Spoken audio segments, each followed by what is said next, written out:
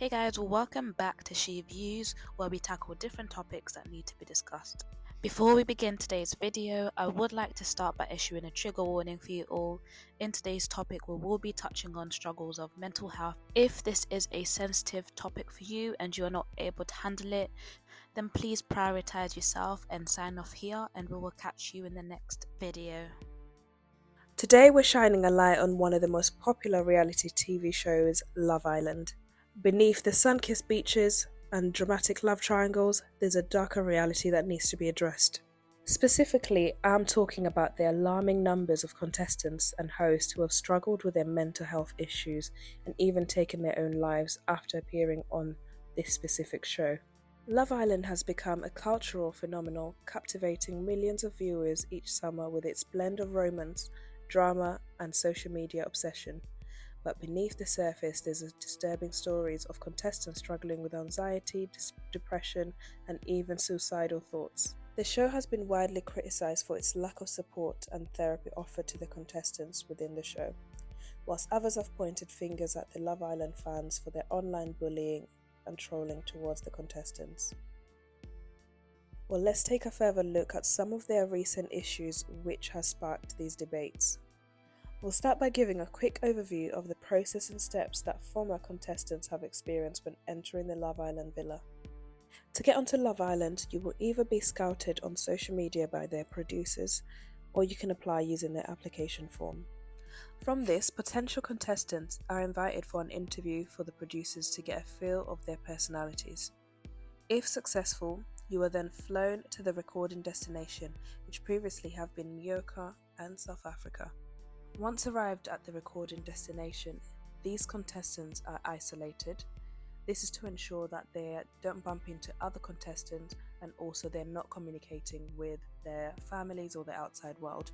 So their phones are taken away from them, and the only person that they can communicate is their chaperone or a producer who's allocated to each individual contestant. It's also important to note that at this stage, these contestants do not know if they've made the final cut. Essentially, they don't know if they're actually going to make it to the villa. So a lot of the contestants that have applied for this have made it this far. They've been isolated for a long period of time, waiting to find out if they're going to go, only for them to be told they're going home. Some former contestants have voiced that their initial excitement of taking part in the show was quickly overshadowed by how isolating the experience has been. Contestants are cut off from the outside world with no phone signal or internet. So if you make it into the villa, you can spend up to 6 weeks in there, and that's only if you enter from the beginning. So some people do come at different stages of the show.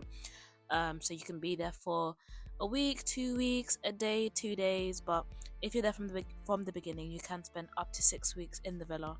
Your time in the villa can be intense, as you're required to participate in different games, to compete, to be coupled up, all whilst not really knowing what's being shown on TV. So you're not really aware of the public perception of what they see. Sometimes they do have games where they give you like an indication of whether you're liked or not. The public do vote for their favourite couple or their least favourite couple, so you do get a hint of this, but you don't necessarily know the exact public perception. So your time in the villa can come to an end by either being voted out by the public or by your fellow contestants. The winner of the show is also determined by public votes. So if you're lucky enough to win, you do get a whopping £50,000 cash prize. And once the winner is announced, that is the end of that season, and the process starts again for the following seasons to come.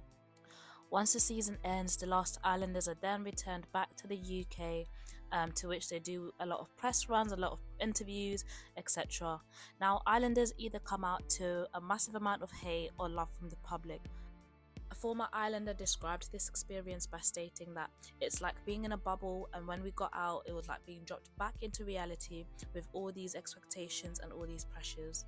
An example of this is when former Love Islander Faye Winters spoke about her experience with trolling when she had left the villa, as she had received a massive influx of hate. I didn't want, and now is like, okay, do you actually talk about it, and do you actually tell people how online trolling does affect people? Because I don't know at what point people will say, oh, she's only saying that, or she's only crying about it now because she wants to deflect from it, because I've made sure that I've never deflected from it. However, other contestants have stated that the hate they've received is sparked by ITV's editing and manipulation of scenes. In one instance, former contestant Jake Cornish from season 7 slammed ITV, stating that they had manipulated the scenes to create a storyline. Jake was coupled up with Liberty Paul. In that season, they were the likely couple to win. However, in one episode, the contestants were shown various clips from their season, and in one of these clips, Jake was found to be saying that he did not want to rip Liberty's clothes off, essentially meaning that he wasn't as attracted to her. This then caused both Jake and Liberty to abruptly leave the show.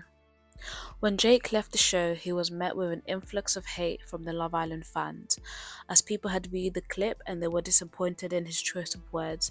Not only this, Jake and Liberty were together for a while on the show, so people were confused as to how he was able to stay with someone that he was essentially not attracted to. When asked about the issue, Jake stated that those were the comments he made on day 2 and they weren't reflective of how he felt about Liberty then, and so he was actually disappointed that ITV had decided to bring up an old clip. He also continued by saying, everyone's got an opinion, but it was taken out of context and he just had to sit back and take it. He also stated that ITV had to make a storyline, but it isn't nice that he was at the back end of it. Now, in essence, this kind of isolation, editing, and public hate can be devastating for people, especially those who are already struggling with mental health issues. And unfortunately, we've seen it happen with some of the former Love Island contestants in the recent years. Sophie Hannah Graden was an English model who went onto Love Island in the second season in 2016.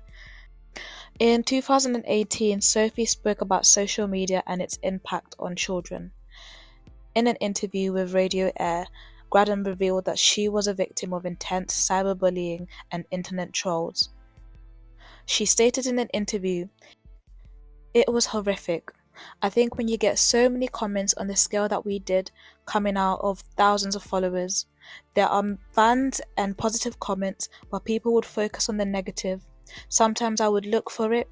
There would be many negative comments. There are comments on the way that I look, the way that I talk.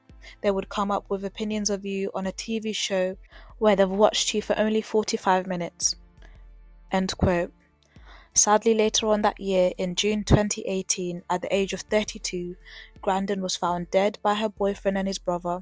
It was later concluded that Sophie had taken her own life. Unfortunately, Sophie was not the last Love Island contestant to take her own life. The following year, Love Island star Mike Thalasitis was also found dead in a park.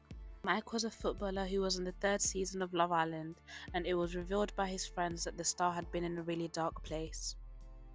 To further add to the shock, the following year in 2020, Love Island host Caroline Flack was found dead in her home. Unfortunately, Caroline had also made the decision to end her own life. It's worth noting that even though Caroline's death was linked to her prosecution, the public have called for ITV to also be held accountable, as they feel that they did not provide her with enough support as her employer during this time. Whilst others blamed the Met Police, accusing them of being too harsh and wanting to make an example out of her.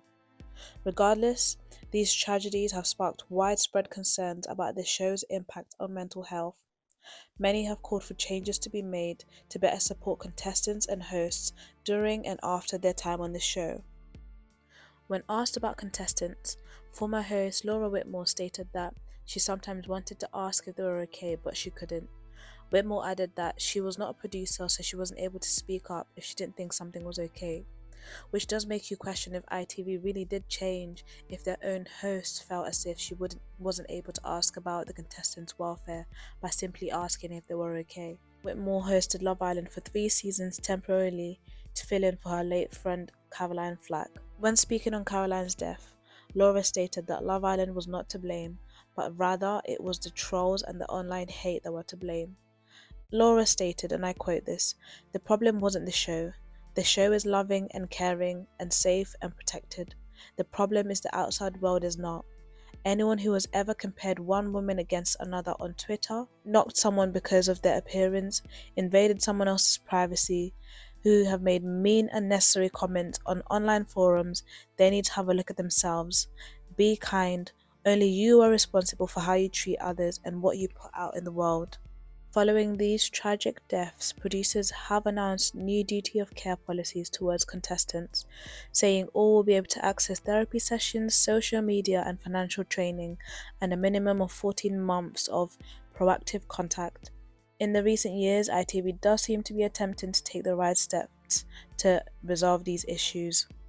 As of right now, Love Island still remains as one of the most popular reality TV shows in the UK. The current host is Maya Jama, and she does seem to be doing a great job of hosting the show. So, what can we learn from this? First and most foremost, we need to prioritize our own mental health and education. We need to openly talk about our struggles and offer support to those who are struggling. We also need to hold shows like Love Island accountable for their roles in perpetuating a harmful beauty standard and unrealistic expectations. Not only that, we need to look at ourselves, how we act on social media, how we comment on people's posts. We need to understand that these things do have an effect on other human beings. Thank you so much for watching today's video, and let's keep talking about mental health and making a difference. If you or anyone you know is struggling, please feel free to reach out to any of the organisations shown on the screen right now. They will be more than happy to support you and offer you with the help that you deserve and need.